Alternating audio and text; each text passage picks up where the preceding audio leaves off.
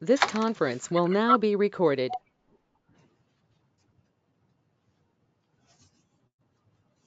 All right.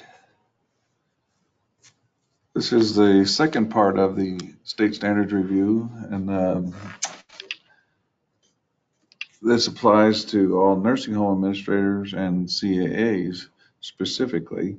Some of the things in here actually apply to others, but I don't think we actually test them on these because they're not issued these regs, but it is highlighted for them, these things that are still applicable to them in their own regs. Actually references back to these regs. This is going to be a review of the health department's rules and statutes for nursing facilities, and it also touches on ICF IID facilities, intermediate care facilities. That's ICFs. We'll start with Title 310, Chapter 675. That's nursing and specialized facilities. And this is the health department rules. And we'll follow up with looking at the health department statute, which is the Nursing Home Care Act that applies to these things. Starting as I usually do, I just flip through this stuff and talk about it. And I always talk about things that are on the test and things that are important. Doesn't mean that everything is covered that's on the test, and it doesn't mean that everything I cover is on the test. None of that applies.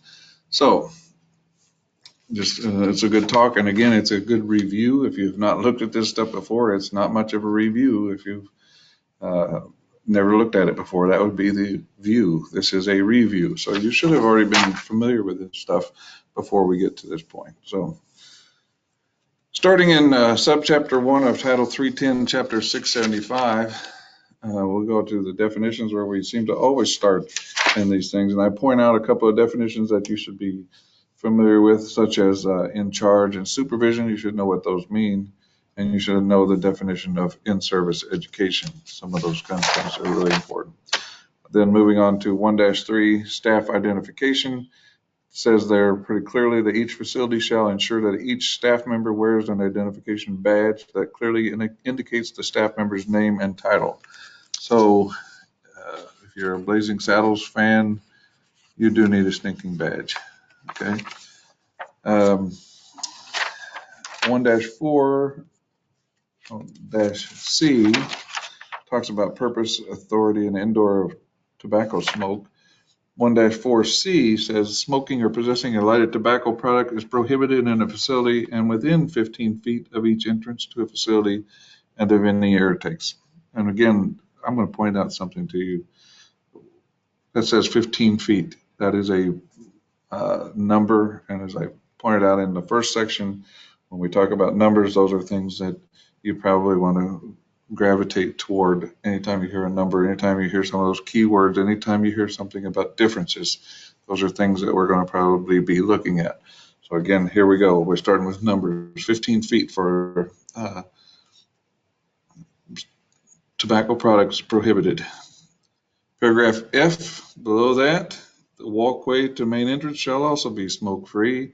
Paragraph G says there is no ashtray located closer than 15 feet to an entrance.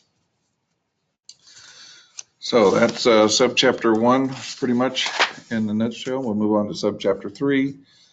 Subchapter 3-1.1 talks about the application for licenses. And we're talking about facility license when we're talking the health department. We didn't license you, the administrator and the health department license a facility. Don't be that person who came to this board, failed to renew their license, and the board said, why did you not renew your license at that January meeting that I talked about in the first section? Why did you not renew your license? And she was told them, well, I called the health department. Okay, let's stop right there. When this board sends you a notice, the State Board of Examiners for Long-Term Care Administrators, we are not the health department. So if you got something from us, call us. Don't call the health department to ask about it. But she called the health department and said, how's my license? And they said, oh, it doesn't expire till the end of July. You're good. So she didn't renew her license. And furthermore, she responded to the board with her written explanation of all this with pencil and paper instead of a typed letter did not go over well with the board. But anyway, they renewed it, and don't be that person. Is what I'm saying. Understand that we're talking right now about the health department rules, regulations. That we're talking about licenses for your facility, which it really isn't your responsibility per se. It's the owner's, but it's your facility. You want to keep it licensed, and you want to keep you want to understand what's going on with that kind of stuff. But 3-1.1B says that you file in a timely manner with the Health Department of Health for your facility. Paragraph C says that the facility owner is the applicant. And paragraph D says if it's leased, then it's the person leasing that is the person that is the applicant for that. A lot of common sense there, but you need to know where this stuff is. 3-2.1 is deadlines for filing. Says the paragraph 1 says the application for an initial license of a new facility shall be filed at least 30 days before beginning operations, which I find interesting that you can begin operations before you've got an approved license. That's what that's basically saying. You can apply and start working 30 days later, waiting on your approval, apparently, the way that's written. And some of the things are written really strangely like that because of lobbyists that have different interests, and they get it squeezed through the legislature without them knowing that this loophole is there. That's why also you see a lot of differences between res care, assisted living, nursing homes, adult daycare.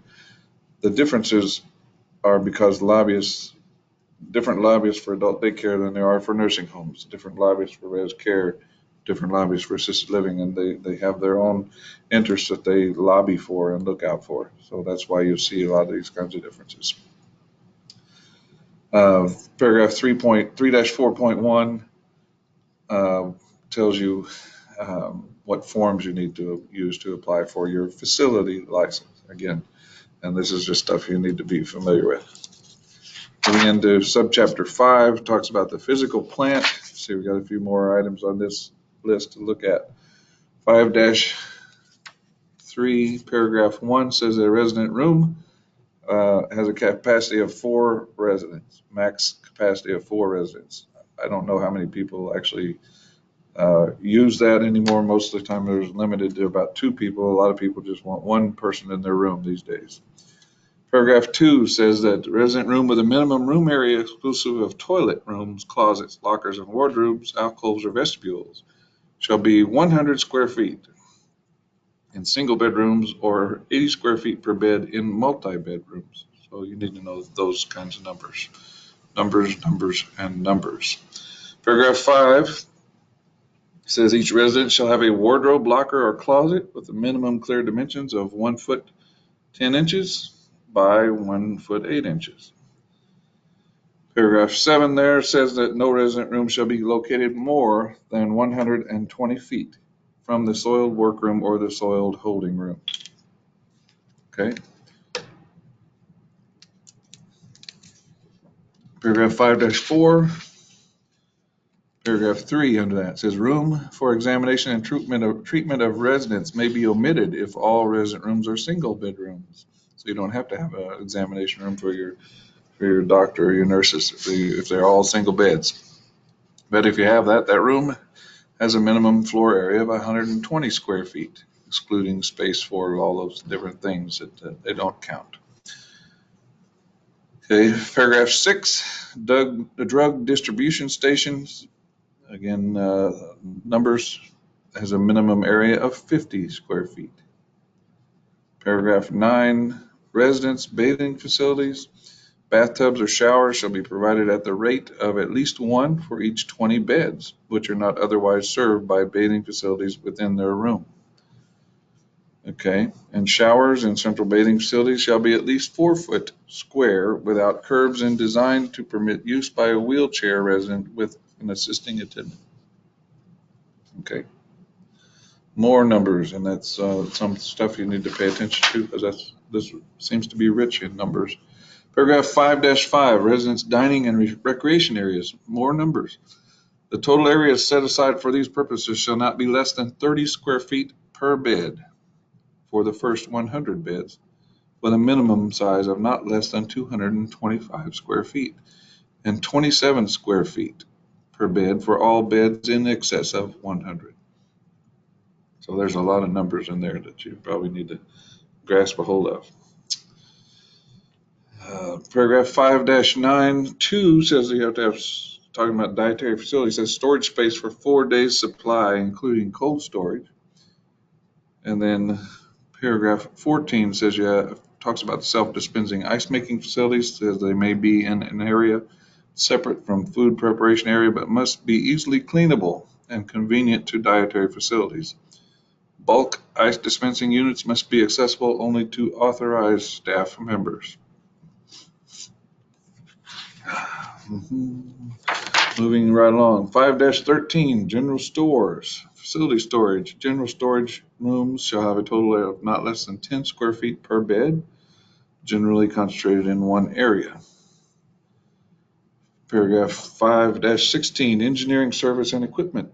Paragraph 4 talks about yard equipment storage, and it says there at the end of that, any fuel or oil for mowers or other yard implements must be stored under cover at least 30 feet away from any building utilized by residents.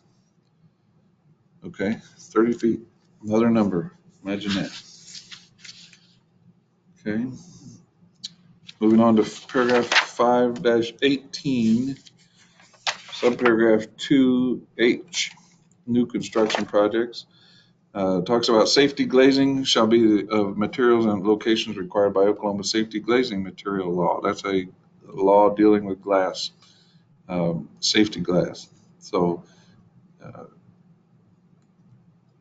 if you got a safety glass issue, you have to follow the safety glazing material law. Imagine that. So I'm not sure why this is important, but it shows up. Paragraph J, grab bars shall be provided at all residents' toilets. Clearance to walls. The bar shall have clearance to walls 1.5 inches and shall have sufficient strength and anchorage to sustain a concentrated load of 250 pounds. So you got 1.5 inches and 250 pounds.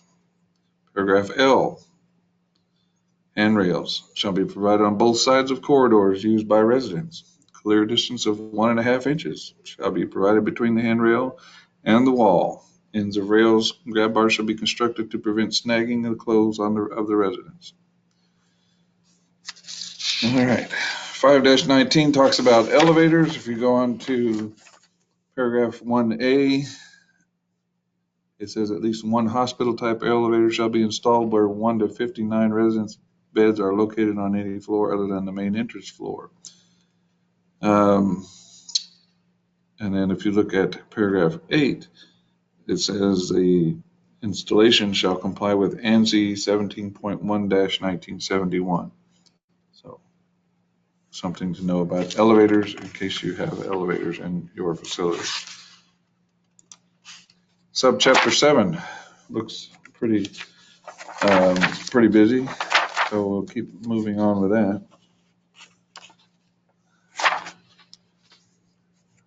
The reason it's busy is because it's talking about administration. And this is, again, where your ears should perk up because you're the administrator and a lot of this is talking about you. It's paragraph 7-1.1 A and B talks about the administrator shall be a person who has the authority and responsibility for the total operation of the facility, subject only to the policies adopted by the governing authority and who is licensed by OSBELCA. That actually says OSBINHA, which has not been around for probably 20 years. And that tells you that they have not updated this in a while. Anyway, the administrator, paragraph B, or the owner shall designate a person in the facility to act on behalf of the administrator during the administrator's absence from the facility. So you got to have someone named when you're not there who's going to do things for you or call you. 7-2.1 talks about the medical director. I'm pretty sure you had a really good briefing about the medical director's responsibilities, but that's covered here in 7-2.1. 7-4B resident transfer discharge. 2, this actually references the Nursing Home Care Act quite a bit. B2 says procedures for involuntary transfer or discharge by the facility are as follows. Paragraph 1 says written notice shall be provided at least 30 days in advance of the transfer or discharge. And then paragraph 2 goes right into what it calls the 10-day requirement. Shall not apply when an emergency transfer is mandated. That 10-day requirement comes right out of the Nursing Home Care Act, and we'll talk about that when we get to the Nursing Home Care Act next. Paragraph C, under that same section, talks about room relocation, and it says you have to give a person 48 hours written notice if you're going to move them from one room to another, and that's a requirement, and it's another number, 48 hours, that you need to probably hoist aboard in your brain. 7-5.1, paragraphs A through C, we're talking about reports to federal and state agencies. These are timelines for reporting, 24 hours, 5 business days, requirements to report relating to protective services, reporting to licensing boards, and reporting allegations and incidents.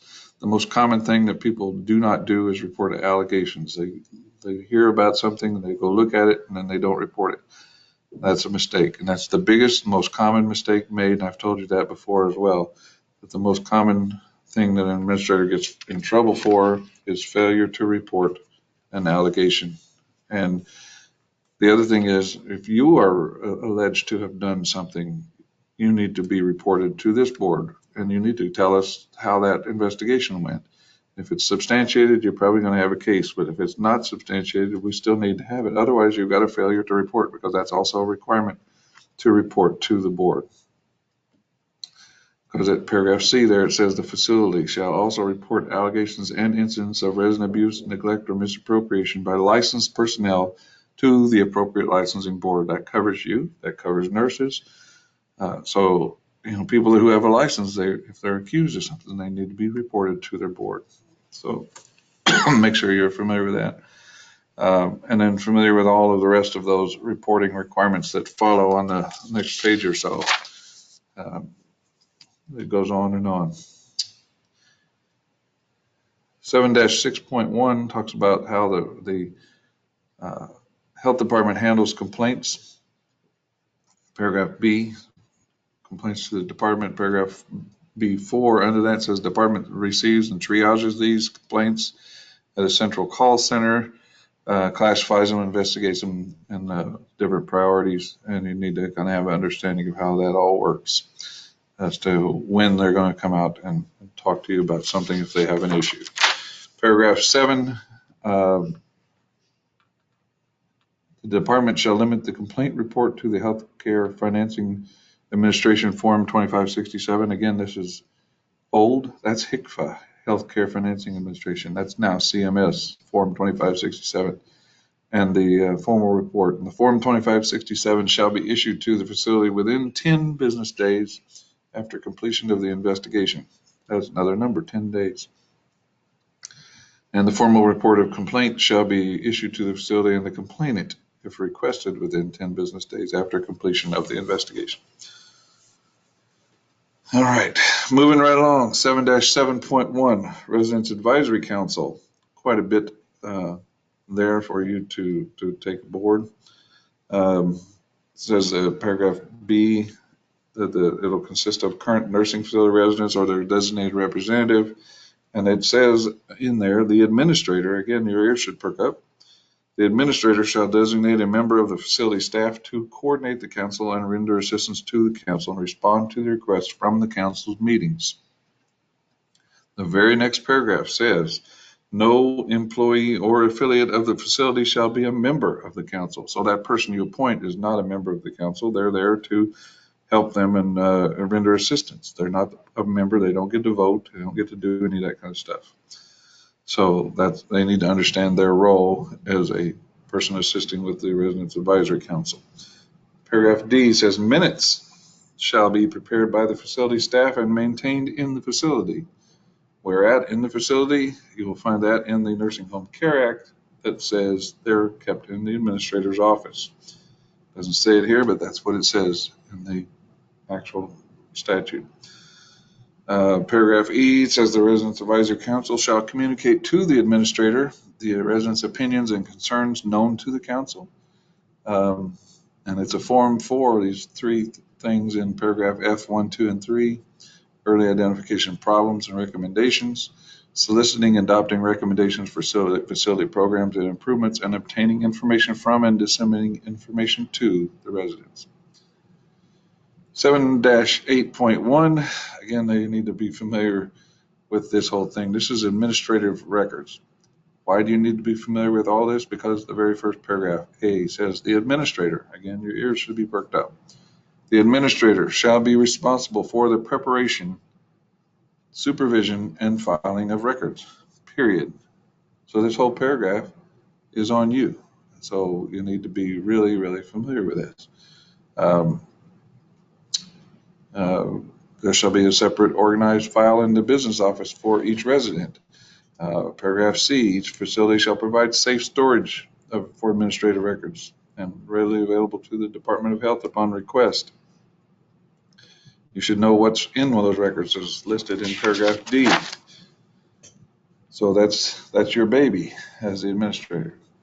7-9.1, paragraph A says you have to maintain written policies to govern the administration of the facility and that these policies shall be reviewed annually and revised as necessary. Paragraph B says you shall not admit any person unless it has the personnel and resources to provide all services and care prescribed for that person. Paragraph K says you'll adopt a nursing policy and procedure manual, which shall detail all nursing procedures performed within the facility. And those procedures shall be in accordance with the accepted nursing practice standards and shall include, but not limited to, the following, and you need to be familiar with those and make sure you have all of those things in your nursing policy and procedure manual. Something to work with your DON with. 7-10.1, again, residence clinical record. That says there'll be an organized, accurate clinical and personal record, either typewritten or legibly written with pen and ink. And again, did I point out that these haven't been updated in a while? Most of this is now required to be done electronically, which I think is probably still pen and ink because you can print it off. So the resident's clinical record shall be retained for at least 5 years after the resident's discharge or death. 5 years is another number. Paragraph J goes into all the things that are in a clinical record. And again, you should be familiar with those and understand some things that are talked about there, such as the assessment care plan and how that's done. Discharge summaries, those kind of things you might want to pay a little more attention to. 7-11.1 A says the facility shall maintain written policies and procedures for safe and effective acquisition, storage, distribution, control, and use of medications and controlled drugs. You probably should be familiar with that as well. We've gone over that with a couple of different pharmacists with AU students. Internal facility incident reports. They've defined the incident for you there in paragraph A. Paragraph D talks about the preparation of that report. Says at the time of the incident, the administrator, your ears are perked up again, or the person designated by the facility with the authority to exercise normal management responsibilities in the administrator's absence shall be notified of the incident and prepare the report. So the administrator is the one who prepares the report, and the report shall include the names of persons witnessing the incident and their signatures where applicable. Paragraph G goes on to say the reviewers for this, that says all incident reports shall be reviewed by the director of nursing and the administrator and shall include corrective action taken where health and safety are affected. So that's some of your responsibilities. 7-14.1 C1 says the facility shall be maintained free of infestations of insects, pests, and rodents. I hope so. The facility shall have a pest control program provided by maintenance personnel or by contract with a pest control company using the least toxic, least flammable, and most effective pesticides. If maintenance employees are used, they shall be currently licensed as commercial pesticide applicators. Moving right on to 715.1, housekeeping, laundry, general storage. Under laundry, paragraph B6, you see there, the facility's linen supply shall include at least 2 complete changes of linen for each resident bed. So let me spend a second on that. If you have a facility with 100 beds, it says you have to have 2 complete changes of linen for each resident bed. So you've got, therefore, 300 sets of linen. Sets, not changes. You've got 1 on the bed and 2 changes. You have to have 2 complete changes for each bed. So a 100 bed facility would have 300 sets, 200 changes. All linen's clean and in good repair. All right. 717. Oh, let me hold on. 715.1C7. General storage. It says no item is stored directly on the floor. Okay. 717.1C says infection control. Infection control policies, paragraph C, to prevent the transmission of infection shall include the following, and I would think these days most of you are probably more in depth with that than you ever have been. What a great time to be an AIT for this specific issue, because it's taken a whole lot of interest because of the COVID issues. 718.1, paragraphs 1 through 4. Application for employment at paragraph 1 talks about that. Employee time records have to be kept for at least 36 months, and there's another number. Look at that. Paragraph 3 says training, arrest, check, and certifications. Documentation of orientation and training may be kept in a separate file. Continuing education, copy of the criminal arrest check, and appropriate certification and licensure. You have to have all this stuff. Health examination on hire is the record of health examination conducted within 30 days of employment, which shall include but not be limited to a complete medical history, physical examination by body system, and a 2-step TB skin test. So working in a nursing home, you've got 30 days to get that employee's TB test done and to have a physical done. 30 days. I'm going to talk about that when I get to the adult daycare, because there's a difference there. They're required within 72 hours. And again, that's a lobbyist issue more than likely than any other thing. But it makes little sense to me that if someone can work in a nursing home for 30 days, but you can't work in an adult daycare unless you've had that done in 3 days, 72 hours. There's a difference there, and it's just mind-boggling to see that the lobbyists have that much of an impact on things. Residential and visiting pets, 7-19, paragraph 7 says the residential pets shall be the responsibility of the administrator. So that being the case, if you have residential pets being pets that live in the facility, such as birds, dogs, cats, maybe even fish will qualify for that, goldfish, that sort of thing. They live there. Visiting pets would be someone bringing in a pet from the outside, such as a therapy dog or something like that. Then they're going to be understanding of all those rules and make sure you understand what they are, because that is your responsibility as the administrator. Financial solvency reports are paragraph 7-20, and these are some of the big things you need to make sure that the owner is taking care of. Okay. Moving on to subchapter 9, resident care services.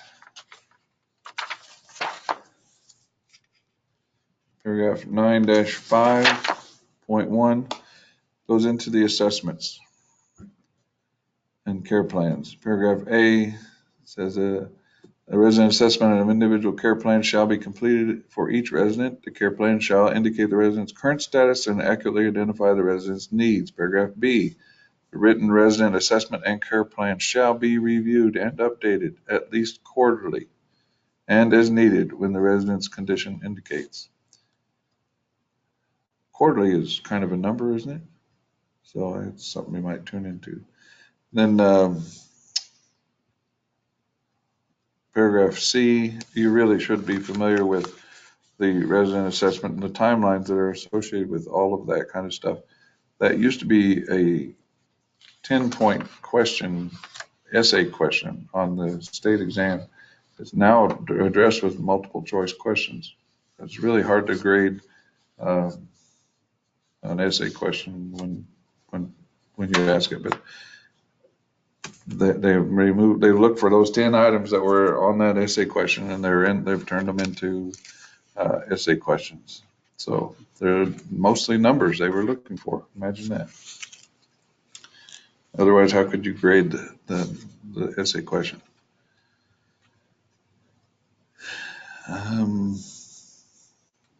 Wrapping that up on paragraph E at the bottom of that chapter, it says an initial care plan shall be completed at the time of admission. The individualized care plan shall be completed within 21 days after admission. So there's a lot of numbers mixed into all this. 9-6.1 talks about restraints. Refer you to look at some of this stuff. It does say the resident has the right to be free from physical or chemical restraints imposed for discipline or convenience. Paragraph B1, it says a licensed nurse shall contact the physician for physical restraint orders within 6 hours after application. Facility staff, paragraph 2, shall continually monitor a resident during the restraint period. An interdisciplinary team shall evaluate alternative placement if the resident requires physical restraints for longer than 48 consecutive hours. Paragraph 4 says a resident who is physically restrained shall have the restraints released for at least 10 minutes every 2 hours. All these things are stuff that you need to be looking for to be documented if you're restraining someone. When you're restraining someone, you probably ought to bring out the book and make sure you're following it and documenting everything that you're doing and get it right.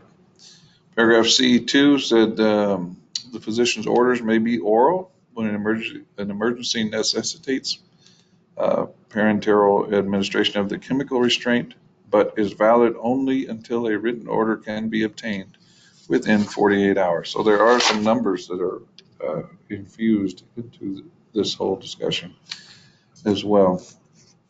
And it also says here that the clinical record shall accurately reflect monitoring, which is what I just said as well. Paragraph 9-7.1 talks about physician services. It says that each resident shall be under the care of a licensed physician who shall be responsible for the resident's overall medical care. Talks about the physician's duties, and a lot of times the physician is the medical director in some of these cases. 9-9.1, paragraph C, medication accountability. Medications administered only on a physician's order. That makes sense. Paragraph 3B says it'll be administered within 1 hour of the scheduled time. Paragraph 4, any adverse reactions are reported at once to the attending physician. Paragraph D, labeling, says you'll have to have all this stuff clearly labeled. So not a lot of this stuff is not really all that surprising. A lot of it's common sense, but if you don't write it down, it's not a law. It's not, we can hold anybody accountable for it. Page 64 of my book, paragraph D12 says medications are administered only by a physician, registered nurse, licensed practical nurse, or a certified medication aide. And talks about injectables by a certified medication aide that has been specifically trained to do so. Medication destruction, paragraph E1 says it's controlled medication shall be destroyed by a licensed pharmacist and the director of nursing. That's 2 people doing that together. And Paragraph I3 goes into bulk prescription drugs. Paragraph I3 says only licensed nurses, physicians, pharmacists, or certified medication aides may dispense these medications. And paragraph 8 describes what is allowed, and that's only oral analgesics, antacids, and laxatives for bulk dispensing, and drugs listed in a facility formulary developed or approved by the consultant pharmacist, medical director, and director of nurses. So basically, it's those three. Unless they want to add something, then they have to do that in writing. Paragraph 9-12.1 D1A says the facility shall serve at least 3 regularly scheduled meals or their equivalent daily, and there shall be at least 4 hours between each meal.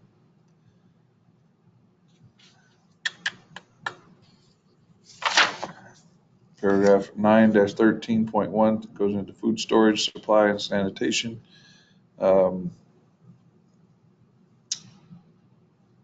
Paragraphs A through C, foods stored in accordance with Chapter 257. Ice machines available to the residents or the public shall be a dispenser type or have a locking enclosure. Paragraph C talks about whole, intact fruit or vegetable as an approved food source. The food supply shall be sufficient in quantity and variety, prepared for menu for 3 days. So you have to have 3 days supply and room for 4 days. Leftovers should be used or disposed of within 24 hours, non-potentially hazardous within 48. Milk products and eggs, only grade A pasteurized fluid milk. Paragraph D1. Paragraph D3 says milk for drinking shall be stored at a temperature of 41 degrees or below and shall not be stored in a frozen state. 41 degrees, that's a rather strange number, but it's a number. So there you have paragraph subchapter 9. Moving right along, mostly going into ICFs, and most of this is going to be familiarization for most of you, but we'll point out a couple of things. Paragraph 11-2, active treatments, paragraphs 1 through 3 talks about the active treatment, which is not a term that you find in nursing homes. So you need to be familiar with those things and look at those in paragraphs 1 through 3. 11-3 talks about a QMRP, qualified mental retardation professional. So they changed ICF-MR to ICF-IID, but they left the QMRP in the reg, so they're probably not caught up with it. But there's the definition of what the QMRP is. And still, I think they're called Qs. They've always been called Qs, but I think the actual definition has changed over time. Subchapter 13, staff requirements, another big issue for most of you. Staff required, 13-1 says, sufficient adequately trained staff shall be on duty 24 hours a day to meet the needs of all residents residing in the facility without regard to the direct staff ratios. So you've got these staff ratios that are minimum numbers, but that's what they are. They're minimum numbers. If you have needs that exceed that, they can still write you up for not having enough staff. And this is where you get into discussions with your ownership a lot of times about these kinds of things, about what is sufficient and what is not.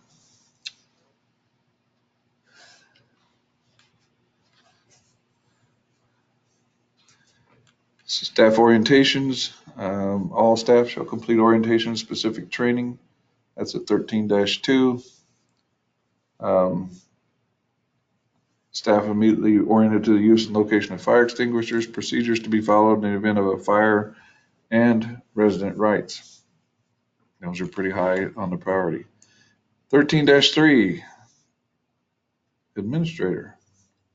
Administrator shall be licensed by Osbeltka. They still haven't got that caught up here. And it says the facility shall designate a person to act for the administrator in his absence. Some of this is repeated from what you've read earlier. Medical director defined there says the facility shall designate an Oklahoma licensed medical director or osteopathic physician to serve as its medical director. The medical director shall coordinate the medical services within the facility. Okay, 13-5, paragraph C3, director of nursing says when necessary, the director of nursing may work other than the day shift, but for no more than 3 shifts a week. This exception shall not exceed 3 consecutive weeks in a 3-month period. Okay, so if you're having problems with staffing and need to use your DON, you've got some limitations on that as well. Paragraphs F1 and 2, certified medication aides. Each medication aide shall be a certified nurse aide who has passed a department-approved medication administration program. And it also says that a graduate nurse or graduate practical nurse who has not yet been licensed may administer medications if the nurse has passed an approved competency test for medication administration. Okay, and then paragraph I, in services, it says the facility shall provide all direct care staff with 2 hours of in-service training specific to their job assignment per month. This training shall include at least the following. It talks about a few things that you need to do.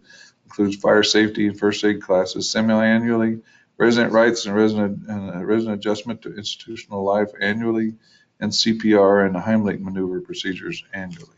Those are some of the things that it goes into in specific.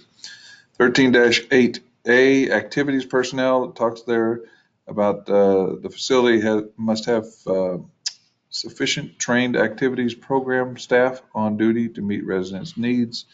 There shall be at least 20 hours per week of designated activity staff. Minimum. Okay. This is why, if you look at the social services and the activities, that's a full-time job, sometimes in a smaller facility, especially where that person is a social services activities director. They're splitting their time between the two because they've got 2 different requirements. Because 13-9 says social services personnel, there shall be at least 30 minutes per resident a week of designated social service staff based on the daily census. The facility shall have at least 20 hours per week of designated social service staff regardless of the number of residents. So smaller facilities, that's why you see these social services activities directors combined as one full-time job for that one person to do those 2 things. That's why it came about that way. 13-10D, maintenance personnel. Maintenance staff shall complete 1 hour of in-service each quarter relevant to maintenance services. Housekeeping at 13-11D says the same thing. Housekeeping staff shall complete 1 hour of in-service per quarter about housekeeping practices. 13-12A through C, direct care staffing says each facility shall maintain at least the minimum direct care staff to ratios or staff to resident ratios specified in the Act at 63-1-1925.2. And paragraph B, a licensed nurse shall be on duty 8 hours a day, 7 days a week on the day shift. Paragraph C, if the director of nursing is a licensed practical nurse, a registered nurse shall be employed for at least 8 hours per week as a consultant. So that's those are the requirements that pop out at us here. Moving along.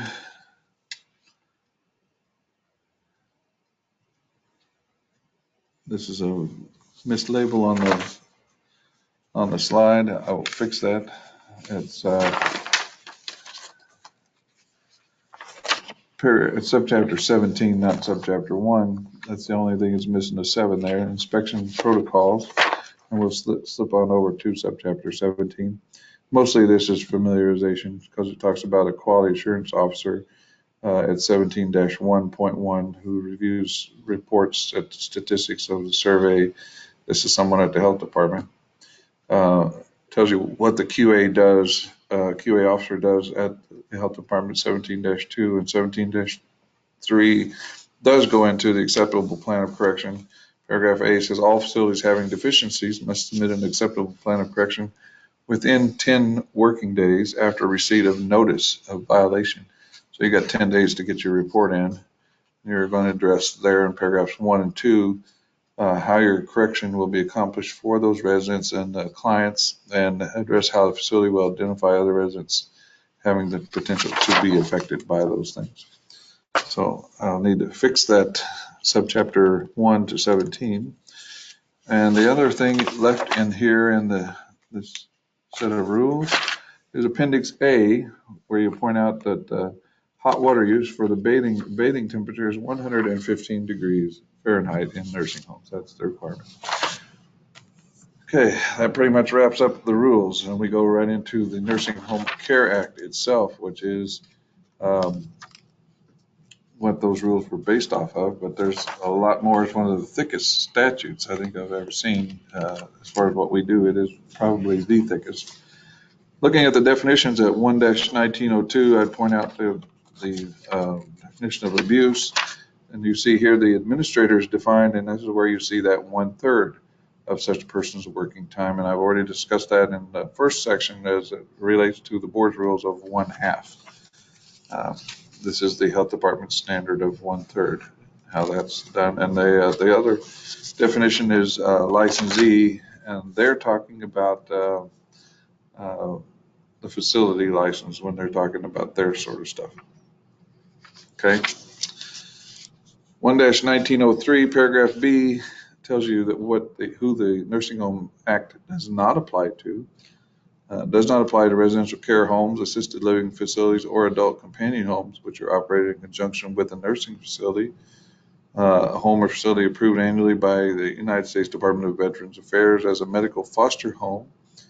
Some of those things you just need to know that those are the things that do not apply. Paragraph E says the Nursing Home Care Act shall not authorize any person to engage in any manner to practice of healing arts or the practice of medicine as defined by law.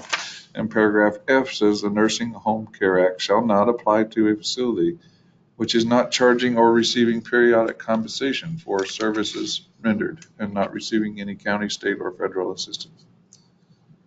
Okay. 1-1904, licensure, certification, purpose, procedure, violations, applications. Paragraph C says it shall be unlawful and upon conviction thereof punishable as a misdemeanor for any person to operate, manage, or open a facility unless such operation and management shall have been approved and regularly licensed as hereinafter provided. So I guess we'll find out more about what is it hereinafter provided. Paragraph 1906, F3 says that if a facility desires to contest a non-renewal of or revocation of a license or the assessment of administrative penalties, the facility shall, within 10 days after receipt of notice under paragraph 2 of this section, notify the commissioner in writing of its request for a hearing. Upon receipt of the request of the commissioner, shall send notice to the facility and hold a hearing. Okay, so that's important to know. You've got 10 days to appeal most things. 1909, documents and papers required to be displayed.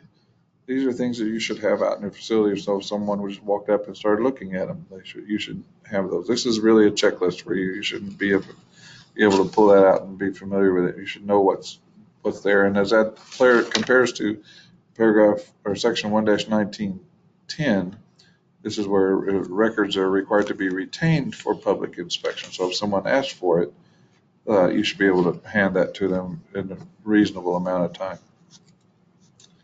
1914.1, actions for violations and considerations. Paragraph 3 says the department may deny, refuse to renew, suspend, or revoke a license, ban future admissions, and that sort of things, where they get their authority to do these things.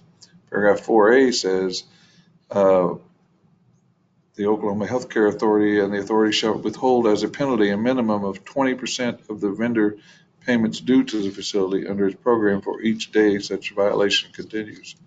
So this is where they get their authority to withhold their funds from facilities that are not complying with the laws. as they find them in the surveys. 1914.5, written request for an IDR, informal dispute resolution. If you wish to challenge a deficiency through the IDR process, you'll make a written request to the State Department of Health within 10 calendar days of the receipt of the deficiencies from the Department of Health. And I would just say, if you're going to do that, probably ought to have you probably ought to have your owner involved with that. You're going to have the attorney involved, but the attorney is not allowed to go to the IDR with you. And some of those kinds of rules you need to be familiar with if you're going, because they're not easy to disprove anything. I don't guess they're meant to be. So 1916, 1-1916, prohibited acts.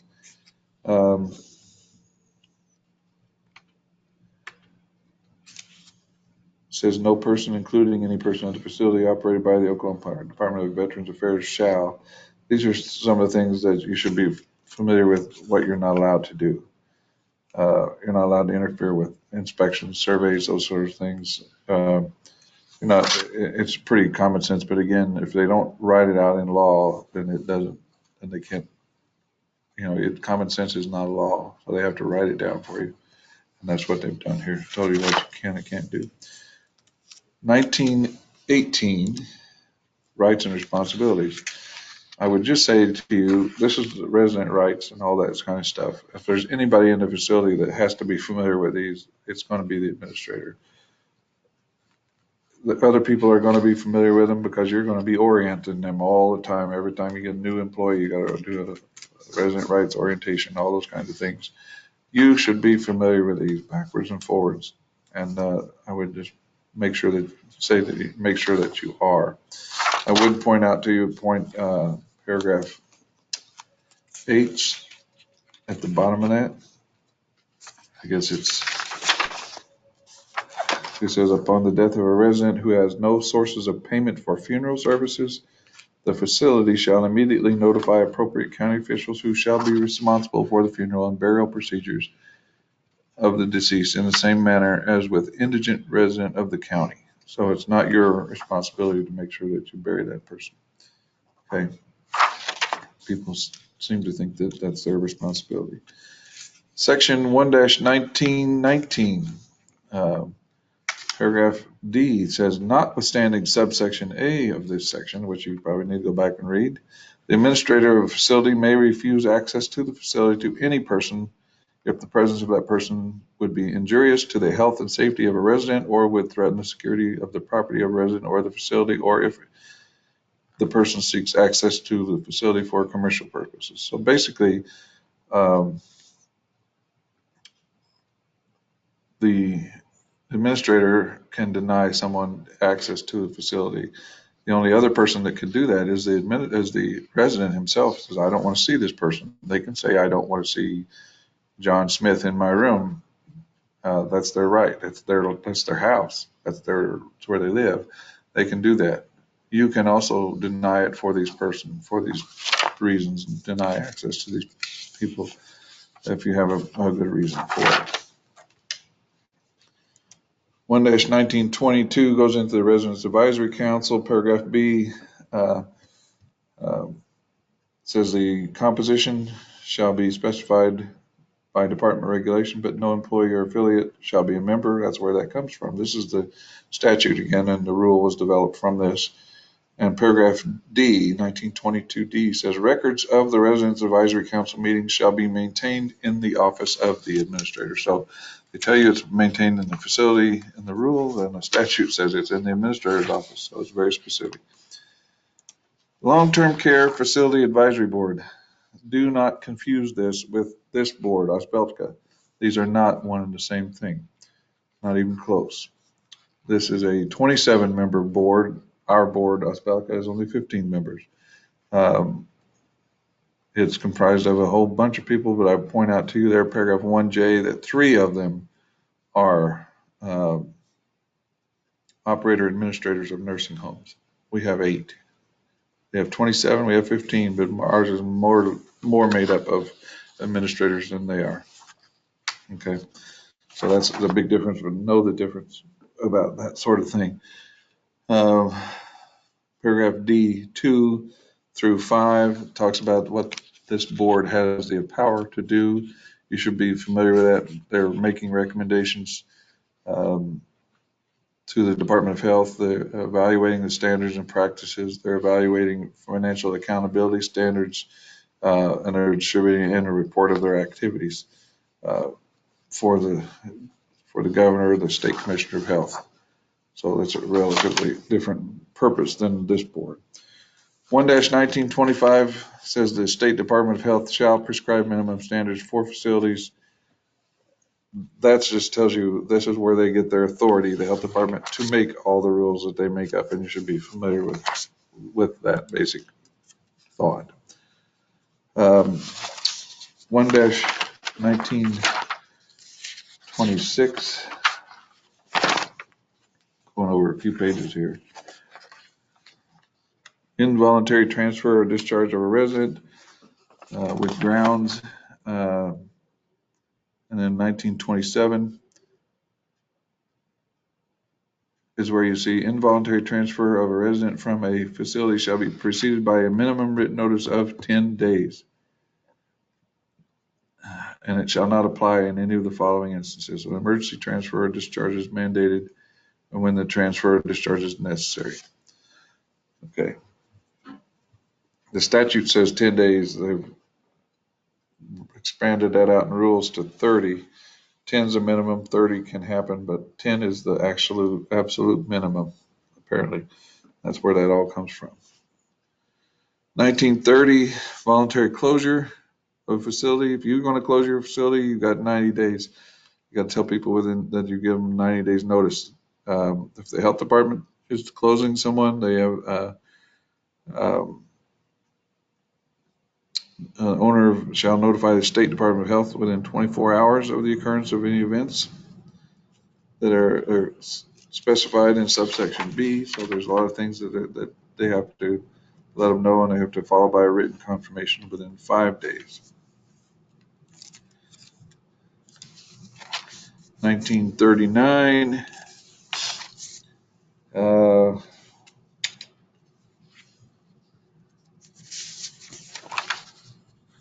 1939 H says a facility employee or agent who becomes aware of abuse, neglect, or exploitation of a resident prohibited by the Nursing Home Care Act shall immediately report the matter to the facility administrator. A facility administrator who becomes aware of abuse, neglect, or exploitation of a resident shall immediately act to rectify the problem and shall make a report of the incident and its correction to the department.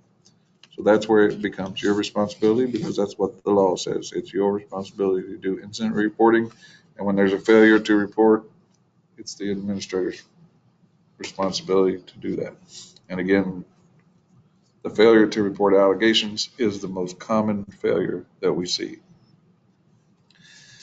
1-1940 C1 says any person with personal knowledge or substantial specific information who believes that the Nursing Home Care Act, a rule promulgated thereto, or a federal certification rule applying to a facility may have been violated, may file a complaint. Basically says anybody can complain to the health department about what's going on at your facility. Okay, anybody can make the complaint. 1943.1.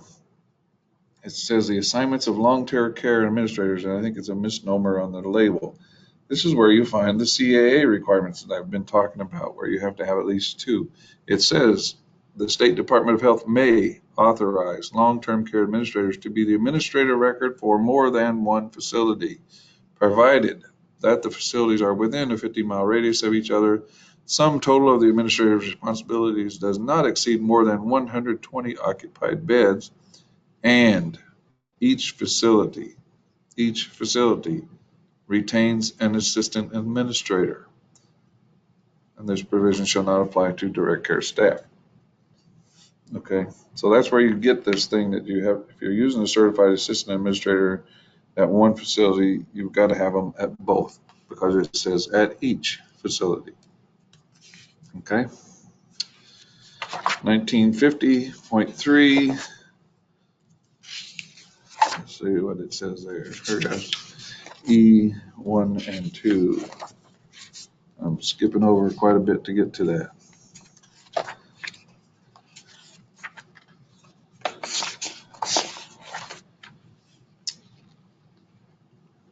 Use of unlicensed health professional. That would, E1 is talks about certified medication aids, and paragraph 2 tells you that they can perform finger stick blood sugars, administer diabetics medications provided they've been completed a department approved advanced training program for those things, and that's where it is spelled out for those sorts of things. So that concludes the part 2 of the review for nursing home administrators and certified assistants.